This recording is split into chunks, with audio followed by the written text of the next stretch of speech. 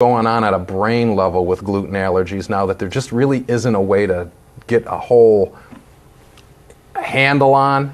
There's more and more expensive testing procedures coming around, but if you guys ever get the chance to read the book Grain Brain, I highly recommend that one. That one has a ton of good information in it. Okay, so phytates are one of the anti-nutrients found in some of these grains, and they're actually bind to some of these important minerals and keeping them from being absorbed. One of the things that didn't exist in the Paleolithic era that came new to the Neolithic era is stuff like osteoporosis. Okay, because we started introducing grains into the diet, anti-nutrients started binding with some of these important calciums, and all of a sudden you started having bone density issues. And of course, what is the big thing that they tell us to do? Eat more calcium. Why? Because you get to sell something, right? Instead of dealing with the problem. Grains also play a major role in interference with vitamin D metabolism and other related deficiencies. That kind of goes in the same thing, mineral blocking. There's a lot of the anti-nutrients that block a lot of those metabolic pathways. We already talked about how grains lack the vitamins and how that the veggies are really the things that contain them. Goitrogens. Okay, those are found in legumes. They're an anti-thyroid agent, if anyone's got any thyroid issues in here, because when I opened up my gym in 2013, I started dealing with more and more people, which was really, really a learning experience for me. And it's come to find out the amount of people who have thyroid issues is really, really overwhelming to me. I thought that was always previously, kind of an excuse. Oh, I got thyroid, And come to find out that it's pretty much running like wildfire out there. People with T3 and T4 levels, right, just all over the place. And I didn't realize that it had escalated so much in the last few years. Lectinoids and alkaloids. These are kind of neat in the fact that they cause a host of issues. They're kind of like a built-in pesticide to some of these grains and stuff like that. And they can do a couple of different things. They can cause leaky gut, and leaky gut is an issue where it actually perforates small holes in the epithelial of your intestine. Basically puts holes in your guts. Okay, so leaky gut. And a lot of that comes from the lectinoids and alkalins found in beans and in some of these grains. They can also cause some cellular mimicry. And what that also contributes to is, so you have something previously that was never been able to pass that barrier. Okay, so now it's passing through these holes in your leaky gut, getting into your bloodstream. And this is where a lot of these or autoimmune diseases come from, is they'll perforate through that, get in your circulatory system, and they're a protein too. And your body reacts like it's supposed to. Hey, here's a foreign antigen. We need to up our immune system, and we need to attack this thing. Except some of it looks like what I call home team. Okay, so you have some tissues in your body that have some of these same protein markers on them, and it attacks your body. A perfect example of that is rheumatoid arthritis. So if you have something that passes this barrier, it's floating around your blood, your immune system does what it's supposed to, gear up to fight these things, and it builds up this immune system that will attack these things, but it also looks like a particular protein found in the joints in your hands. And all of a sudden you start getting this swelling and inflammation in your fingers. And it starts getting bigger and bigger because your body's attacking what it thinks is that foreign antigen that passed into that blood layer. There's the big guy, gluten. I'm learning more and more and more about this thing. If you went to a gluten-free diet and feel great, I just want to point this out there. If you take it to this next level of a full paleo diet, which is completely gluten-free because there's no grains in it, right? You're really going to feel great, okay? This is a protein found in viruses and bacteria, triggering all kinds of immune responses, causes all kinds of inflammation. And like I said, the big one out there is a celiac disease, but that's when it gets to the nth level, There is a lot of tests out there that's like, no, you don't have any, any gluten allergies. But the testing is really, you get a lot of false negatives with that. So that's another thing you can look for. And another thing I want to point out is with this diet is a lot of this stuff isn't immediate. So if you have a younger guy in the room or girl and they say to you, I eat all that stuff, I feel fine. And then you start looking around the room and you see guys in their 30s and girls in their 30s, and you see guys in their 30s or 40s, guys and girls in their 40s and 50s, and you see this natural evolution of sicker and sicker and sicker. What that is this stuff affecting you over time. It's not eat something, get sick, throw up. It is a long process. Okay, so one of the arguments I often make is, I took it out of my diet for 6 weeks and then I put it back in there, I feel fine. 6 weeks is not a magic window. 6 months, maybe. Okay? 6 months, maybe. 6 weeks is a drop in the bucket when your body's trying to heal some of these things. Not to mention, it might have took to your 40s for it to rear its head anyway. So if you say, I just put it back in, I feel fine, that's a bad interpretation of how that's really maybe affecting you. So all right, so we beat the heck out of grains. The next thing that's common on there, and you'll see this in the shades of paleo is what I like to refer to it as, because some people say potatoes, sweet potatoes are okay. There's two big problems with that. Potatoes carry saponins in it, and saponin is almost like a soap-like structure that'll wash away, again, parts in your abdominal wall. And that'll cause holes in it too. So if you guys know how soap and oil mix, right? If you ever had a dish, your sink full of water with oil and you put a drop of soap in there, that's kind of what these saponin-like structures do to your cell walls or your epithelial cells. Okay, so what actually kind of happens is it actually washes those away, causes hole in it, because for those of it have a little bit of science background, cell walls are made out of a lipid bilayer. A lipid bilayer is actually a fat. So when you're incorporating potatoes and tubers and anything like that is rich in these saponins, you're actually incorporating a soap-like thing that's helped washing away and causing more issues with that leaky gut. The other argument that you'll actually sometimes come along with having a potato in a paleo or ketogenic style diet or whatever is that, potatoes existed and I need that carb rush. But in order for that carb from a Paleolithic standpoint to be actually biologically available to you, you had to cook it and make it hydrolyze that carbohydrate in which you could actually absorb it. So again, there were roots around and there were spuds around, and they were nothing like the genetically altered things we have today, by the way, which are almost pure carbohydrate.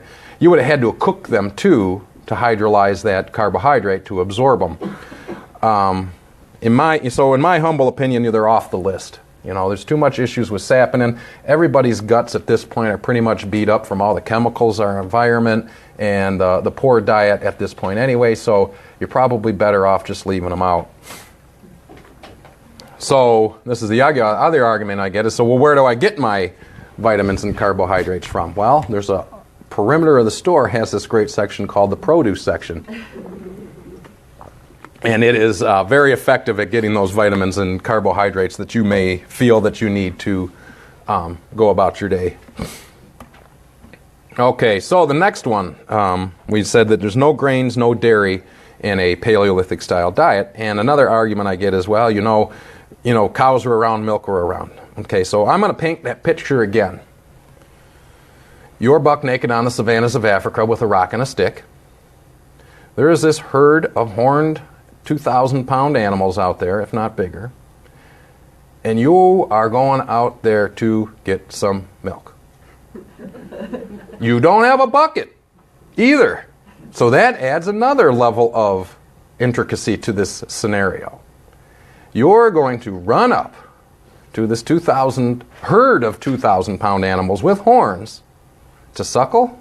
I don't think that was a part of our evolution. Okay. Having that picture painted, there are some problems with dairy. Okay, so I basically call milk white pop. Okay, so there is a sugar in there, lactose, that if you're lucky enough to have an enzyme called lactase to break this down, it's going to get broken down into glucose and galactose. Again, we brought up before about high insulin responses and high sugar diets being able to affect your overall systemic inflammation with high insulin responses. If you do happen to have that enzyme that'll break that down, you're basically breaking it down to another cup of sugar. Okay. There is a lot of people out there that are lactose intolerant, and one of the theories out there is that at one point we were all lactose intolerant, and that over time, we lost the genetic trait to react that way. Okay, so before, if we did get some type of dairy in our diet, we used to react violently through it because it was almost a poison to us. So evolution isn't always in our favor. Remember, the way evolution actually works is a genetic mutation happens. Something in the environment has to go, we have to go unchecked in that environment for it to proliferate. Okay? We don't get to pick evolution. We don't get to pick what genetic mutation happens. It just happens. Otherwise, the dinosaurs would have done it, right? They would have found a way, or we would have found a way. So not all these genetic mutations that have reared their head have been in our favor. And this may very well have been one of them. Another one of the arguments is that, we talked about elevated insulin levels cause all kinds of systemic inflammation, as well as a host of other problems. Here's a little chart that actually is out of, off one of Lauren Cordain's blog posts. That for those of you that do actually test blood sugar in here, that some of these dairy products may not show up as glucose in your blood, but may in fact have a huge insulin index reaction. Okay, so if you can say, well, yeah, I eat this dairy, blah, blah, blah, I check my blood sugar, it's fine, there's no spike in blood sugar. But the devil really is this huge insulin response in this scenario. So there is another issue that I find that when I put some of my members at my gym on a ketogenic diet, and some versions of the ketogenic diet, they incorporate a lot of dairy because there is no glucose or insulin response, or no glucose response. And then I have a handful that just won't respond to it if they keep dairy in their diet. Okay? And the only thing I can attribute it to is them having a huge insulin response to whatever dairy they may be ingesting. So if I take them off the dairy, they almost immediately respond to that right away. And all of a sudden they have all the health benefits that I was talking about with the keto paleo diet, and then all of a sudden the fat comes off. I, for one, have noticed that when I transitioned from a keto paleo, and if I use dairy as a treat, I notice a lot of inflammation in the form of my asthma starts to creep back in. Okay, so I don't have a ton of science behind that, but I did make a blog post called "Is Dairy Slowing Your Workouts Down?" And what it actually does is there's a chemical reaction going on that actually causes your lungs to create more mucus from casomorphins found in dairy. I don't know if I got that word right. I'll post it up on this event page for anybody who's interested after we get done. So there is an autoimmune response to dairy that you may or may not be noticing. Now, I take my training to the nth level, okay, now that I do competitive CrossFit and powerlifting and stuff like that. So I notice when I'm falling behind on reps, I'd be like, okay, you've been cheating too much with dairy, too many Starbucks with heavy creams. All of a sudden, I can't breathe in a wad, and the kids are beating me again, which is a big no-no in Jamie's world. The high school kids can't beat Jamie. Okay, that's kind of how that's my benchmark, right? So I have a handful of varsity football players that train at my gym, and if I'm on point, I beat them all the time.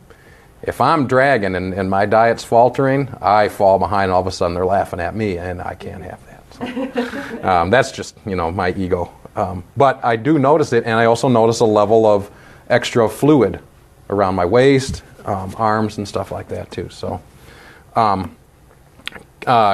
casein protein found in dairy is an autoimmune stimulating property. So if you have that leaky gut going on and it's passing that blood into that blood barrier, that's another place that it would rear its head for the same reasons I brought up with protein mimicry and the anti-nutrients.